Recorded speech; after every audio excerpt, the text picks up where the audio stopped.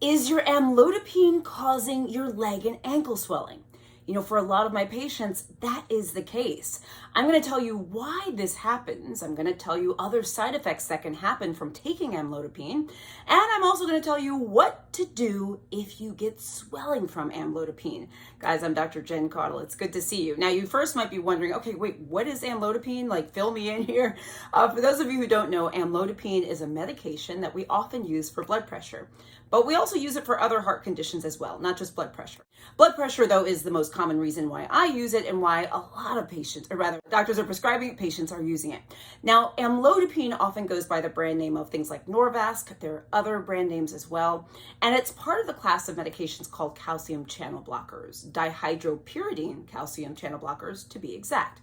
And really that sort of techie word just has to do with the biochemistry of the drug, okay? Now, let's talk about some of the most common symptoms we see from when people take amlodipine. And by the way, the medication works very, very well for blood pressure and other conditions. It's a medication that is tried and true, and it's a staple in the medications that we use for blood pressure and other heart conditions. But side effects can include things like flushing, okay? Patients can get flushing. They can also get lightheadedness. They can also get headache as well.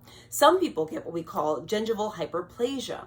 And the symptom that I see the most, and many doctors do, is what we call peripheral edema, which is leg and or ankle swelling, okay? This can be super annoying, and it can be super obvious in patients who get this when they're on amlodipine. And I read an UpToDate's a medical source. They said that around up to 20 to 30% of patients can get some of these side effects. So it can be relatively common. In fact, it is so common that I see it that I will warn people about this before I start patients on this medication. Hey, this can happen. Let me know if it does, blah, blah, blah. Now, let me just say this first of all before I go into how to fix the swelling, okay? Because I have videos on other medications and some of the side effects, like lisinopril cough, lisinopril or the ACE inhibitors, and the cough that can come with it. And a lot of people have written on that video in particular. They say, well, then if it can do this, why do we use it? Why is it even on the market? Well, let me give you some perspective, okay? And the same thing goes with amlodipine. These medications, first of all, there's no medication without potential side effects. There is nothing in life without potential side effects. We're talking about over-the-counter medications, supplements, botanicals, herbs, medications. All of these things have potential side effects and can have side effects. So let's not assume that it's unusual for medication to have side effects. What we have to do with every medication is we have to balance what the potential side effects are and the risks and the benefits of the patient taking it. That's what we have to balance. It's always a balancing game.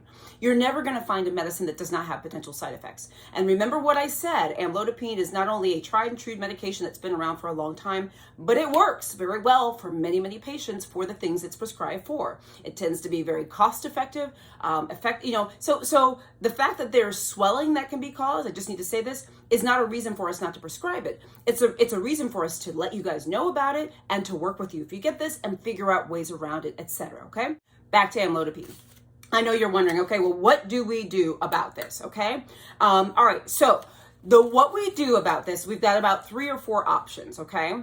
The first thing is, it's important to know that peripheral edema, the swelling in the legs and ankles that comes from amlodipine, tends to be what we call dose dependent. So the higher the dose, typically people have more symptoms. The lower the dose, typically they may have less symptoms. So with that in mind, if somebody has these symptoms, one thing we may try to do is to lower that dose, okay? Lower the dose, and if we have to augment with something else, we'll do it. But lowering the dose could be an easy fix for this for some people, okay?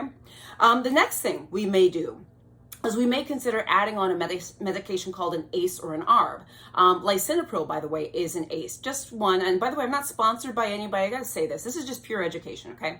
Like a Pril medicine or like losartan or valsartan is an ARB, but an ACE or an ARB class of medication for blood pressure can sometimes help offset the swelling that we get from calcium channel blockers like amlodipine, okay? So that may be something that your doctor does, or you may already be on it and you may not even have this issue already, okay? The next thing I read actually in an article that sometimes taking it at night may help. I have not tried that with my patients. I will maybe try that and see if that helps them. The last thing is we simply stop/change the medication, okay? So if we change the medication to something else, well, that's a surefire way to not be at risk for peripheral edema and swelling that can come from these types of calcium channel blockers like amlodipine, all right? Let me tell you this right now though, guys. You should not do any of this stuff without the guidance of your doctor. Do not start or stop or change or lower the dose or do anything without talking to your doctor, because I don't know why your doctor has you taking this medication and what your risks are. So don't make any changes on this video, but know that potential changes could occur, and also know that if you've been experiencing swelling in your lower extremities, it could be due to something like amlodipine, or rather amlodipine, okay? So it's a reason to go to talk to your doctor and say, hey, I've been getting this swelling. Do you think amlodipine is like my blood pressure medicine? Do you think that's causing it? That is a conversation you really should be having with your doctor, because it's possible that it's true. There are other potential treatments that your doctor may recommend, but those are so at least 3, reducing the dose, adding an ACE or an ARB, or changing the medication. Those are really sort of tried and true recommendations that we have, okay? Write in the comments, are you on amlodipine? I should have asked you this at first. Are you on it? Do you take it? Do you have the swelling? Have you had the swelling from this medication? Let me know in the comments. I'm Dr. Jen Caudle, practicing family physician, on-air health expert and video creator. I do daily videos. Please like and follow my page on Facebook, on YouTube. Please subscribe to my channel. Click the little bell for updates. I'm on TikTok and WhatsApp and all sorts of, Instagram, etc. at Dr. Jen Caudle, so please follow me. And please go to my website, www.drjencaudle.com, to sign up for my free health newsletter. Guys, I hope this is helpful. Bye.